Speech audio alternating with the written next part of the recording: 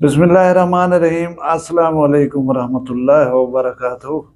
अज हफ्ते की दीवार है 5 ज़ीकाल शरीफ की तारीख और 3 है मई की तारीख।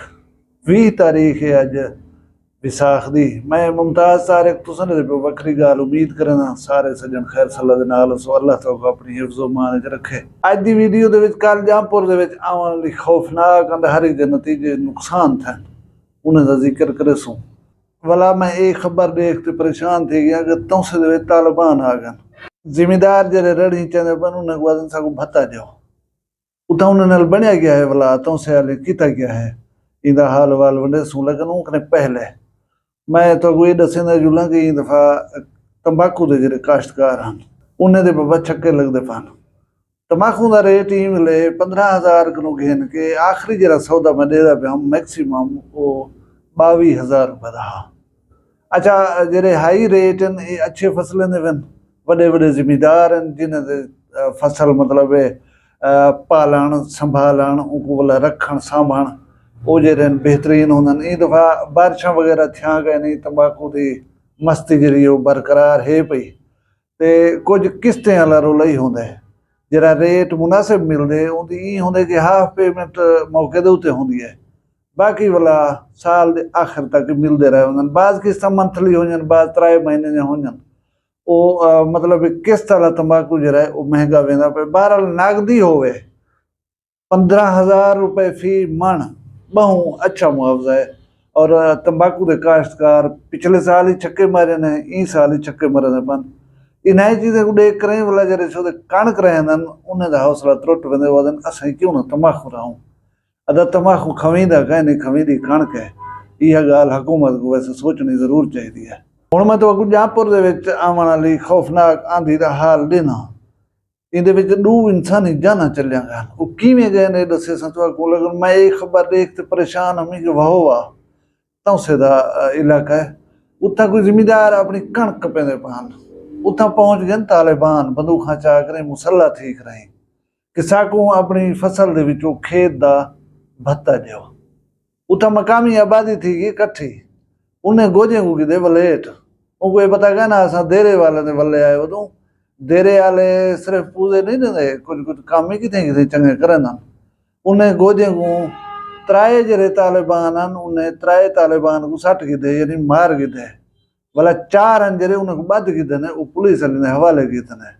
हुण ये अल्लाह को इल्म है कि हकीकी तालिबान हैं या इवें आपको तालिबान का ठप्पा लाई वध्यान। बहरहाल उन्होंने इरादा ने एक कहना तो उन्होंने थई भी सुथरी है 3 जान कने गए 4 बधीज गए उन्हें कने हुण पुछी सी ते ये लानत जरी है ना KPK को निकल कराई KPK का क्योंकि सरहदी इलाका है डेरा इस्माइल खां मुकदे डेरा गाजी खां शुरू थी वेंदे ये काफ़ी दफ़ा हमले भी थे साडे पुलिस के उत्ते चेक पोस्टां के उत्ते हिम्मत है सारे पुलिस वाले ने उन्हें दार अंदाजी नहीं थी मारी थी उन्हें उठे रोके किन्हें को मारे ने किन्हें को बोला ध्रुक वजना पै गए डेरे वाले ही गल तकड़े ने गोदा तुम ये गल को मनो।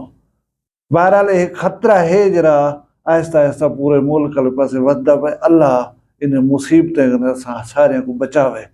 हुण मैं गाल करे सा जामपुर दे विच आवन वाली खौफनाक अंधारी दी ये जरा मई दा महीना है ना इहदे विच अंधारियां जरा मिट्टी धूड़ दा तूफान अंदर रह वेंदे।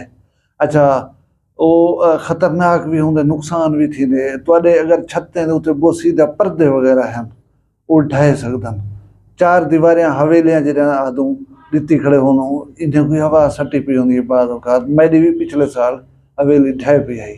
अच्छा हुण जरा हर घर की छत दे उत्ते तुहानू मिल सन सोलर प्लेटां असा लोग सारा खर्चा कर गए सोलर प्लेटें मुनासिब हिफाजती तरीके दे नाल लवें दे कांस है। जरा खौफनाक हादसा था कल वो ये हा मोहम्मद शाहिद रिंद पटवारी साहिबान है गुलबर्ग कॉलोनी एक जामपुर की मेन डेरा रोड से जो लोग आई लव यू जामपुर ही समझन ऊ कॉलोनी दे विच छत दे उत्तों सोलर प्लेट तेज हवा नाल उड़ी है तले शाहिद रिंद पटवारी साहिबान जरे वो खड़े हैं उन्हें को प्लेट सिर दे विच लगी है इतनी शिद्दत नाल लगी है कि उन्होंने डेथ थी गई है। इस फोटो दे दे वो इंतहाई खूबसूरत आदमी इंतहाई शानदार आदमी मिलनसार आदमी अल्लाह को प्यारा थी गए सोलर प्लेट सिर लगन की वजह हाजीपुर ਦੇ ਵਿੱਚ ਦੱਸੇ ਨੇ ਕਿ ਇੱਕ ਬਾਲ ਜਿਹੜਾ ਹੈ ਉਹ ਸੋਲਰ ਪਲੇਟ ਲੱਗਣ ਦੇ ਨਾਲ ਜ਼ਖਮੀ थे वाला वो बेचारा फौत थी गए। 10-12 आदमी दे सोलर प्लेटें नाल जख्मी थी होने की इतला आई है पई। बहुत सारे लोग तुसा डिठा हो सी छत्तें दे उत्ते इवें रख देंदे बगैर फ्रेम दे विच फिक्स कीते होए। हुण असां हज़ारां रुपए दे खर्चे कर गिनूं, सोलर प्लेटां घिन गिनूं, घर दे विच पखे ट्यूबवैल ये सहूलत ही चलाई पे उन्हां दे उत्ते ठीक है। एक मुतबादल आ गए बिजली का एक फायदा चाहना चाहिए, बहुत अच्छी सहूलत है, लेकिन यार एक इवें रख देवण कोई हिफाजती तरीका ना अपनावण उहदे नतीजे दे विच इहो जिहा नुकसान थिंदा। इंसानी जान की कोई कीमत है भला? इंसानी जान अनमोल चीज़ है। अगर असाडी छोटी जी लापरवाही गंदा जा जुफा उहदे नाल इंसानी जान चली वजे तो कितना अलमनाक सूरत हाल है। हर चीज़ दे विच हिफाजत होनी चाहिए है, एक्यूरेट चीज़ें को रखना चाहिए है। अगर ना रखे सूं पिछे इहो जिहा नुकसान थी सन। अल्लाह तबारक व तआला हर कहीं को सलामत रखे, कहीं दे चल नुकसान न थी वन और तुसाडी भी खैर होए, तुहाडे माल रिज़्क दी खैर होए, तुहाडे शान शर्म दी खैर होए, तुसा जित वसदे पियो खुश वसो, अल्लाह ताला दी अमान जो और अपना दिल सारा ख्याल रखा है। ये अंधारियां मुंधारियां जेह्ड़े हैं ना ये बहुत जड़े अंधिया रहे वसन। मई दे तकरीबन महीने दे 15-20 जाड़े जेह्ड़े हैं ये खतरा बरकरार रहा सी।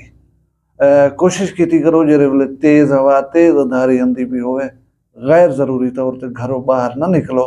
अगर ये सोलर प्लेटां कोई इस किस्म की चीज़ दुकानदार ही वे या बाजार गली ही वे तो ये जो होर्डिंग्स खड़े होंदे बोर्ड वड्डे इन्हें दे नाल ही कई दफ़ा साने याद थींदन। ये हवा दे नाल जो त्रुटदन ठांदन ये बहुत नुकसान करंदे रहंदन।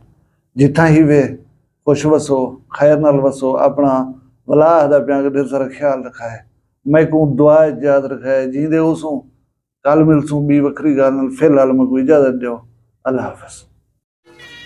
वखरिया गाली वखरा चैनल सराइकी वसीब दे सच्ची रंग तुहाडे अपने यूट्यूब चैनल वखरी गाल दे संग। वखरी गाल को यूट्यूब ते सब्सक्राइब करो ते नाल नोटिफिकेशन बिल ऑन करेंदे हुए आल करना ना भुलाए।